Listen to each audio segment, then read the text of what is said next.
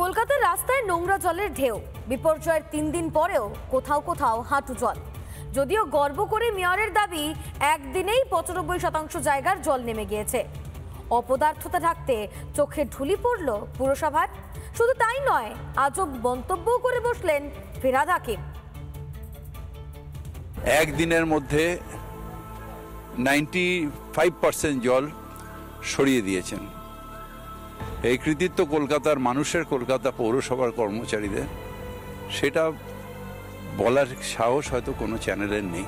একদিনের মধ্যে শুনলেন তো কি বলেন কলকাতার মেয়র?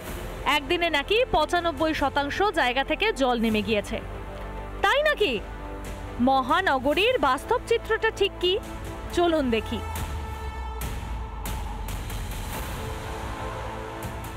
আমরা মেয়র সাহেবকেও কন্ট্যাক্ট করেছিলাম, কমিশনারকেও কন্ট্যাক্ট করেছিলাম। ওনারা তারপরে একটা পাম্প পাঠান, পাম্পটা অনেক দেরি করে আসে। মেয়র সাহেবকেও কন্ট্যাক্ট করেছিলাম, কমিশনারকেও কন্ট্যাক্ট করেছিলাম। 2 দিন ধরে শুধু অবরুদ্ধ সেটা নয়, তার সঙ্গে বিদ্যুৎহীন। লোকে তো মানে তিতি বিরক্ত হয়ে গেছে আর কি। এই ছবি অজয়নগরের। দুর্যোগের প্রায় 3 দিন পরেও কি হাল দেখুন। বৃহস্পতিবারও আবাসনে কিভাবে হাঁটু সমান নোংরা জলের রাজত্ব দেখুন। বাচ্চারা আছেন, বয়স্করা আছেন, ওদেরও প্রচণ্ড কষ্ট।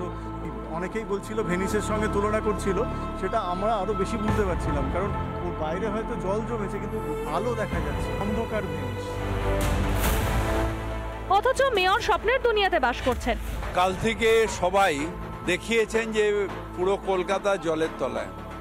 একদিনের মধ্যে 95% জল সরিয়ে দিয়েছেন।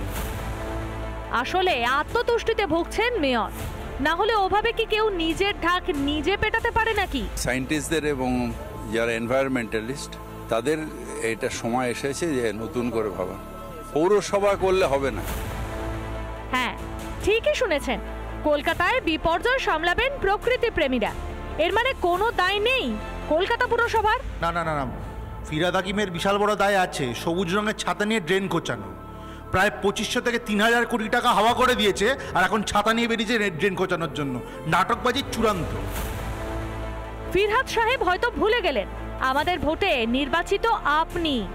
মেয়র পদে রয়েছেন কি শুধু ভাষণ দিতে আর দোষারোপ করতে? আপনার দায়িত্ব তো পুরসভা। নাগরিকেরা সুষ্ঠু পরিষেবা পেতে কর দেয়, সেটুকু দাবিও রাখতে পারবে না কলকাতাবাসী? রিপাবলিক বাংলা। নানা ধরনের কন্টেন্ট দেখার জন্য লাইক করুন, শেয়ার করুন আমাদের ফেসবুক পেজ, সাবস্ক্রাইব করুন আমাদের ইউটিউব চ্যানেল। পাশাপাশি অন্যান্য ব্রেকিং নিউজের জন্য অবশ্যই চোখ রাখুন রিপাবলিক বাংলায়।